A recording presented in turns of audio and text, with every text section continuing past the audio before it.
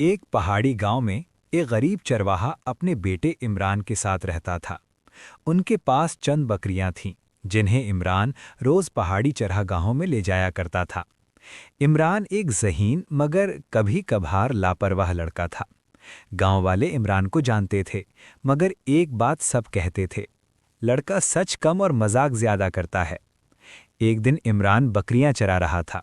उसे बोरियत महसूस हुई तो उसने जोर जोर से चिल्लाना शुरू कर दिया, भेड़िया आ गया, भेड़िया आ गया।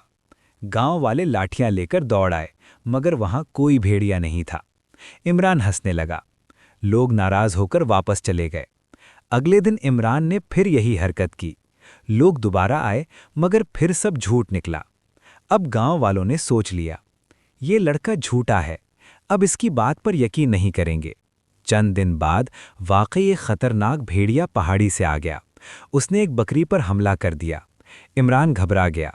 उसने पूरी ताकत से चीखना शुरू किया, भेड़िया आ गया, सच में भेड़िया आ गया। मगर इस बार कोई नहीं आया। लोगों ने कहा यह फिर झूठ बोल रहा होगा। भेड़िया कई बकरियां मारकर भाग गया। इमरान जमीन पर बैठकर रोने लगा।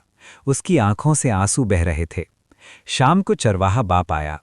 उसने सब कुछ देखा और खामोशी से कहा, बेटा, सच्चाई एक अमानत होती है। जब वो टूट जाए तो सच भी झूठ लगता है। इमरान ने सर झुका लिया।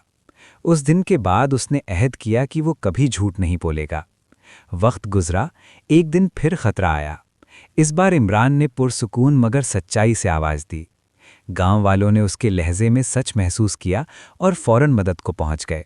बकरियां बच गईं और इमरान, उसने सच्चाई की ताकत को पहचान लिया।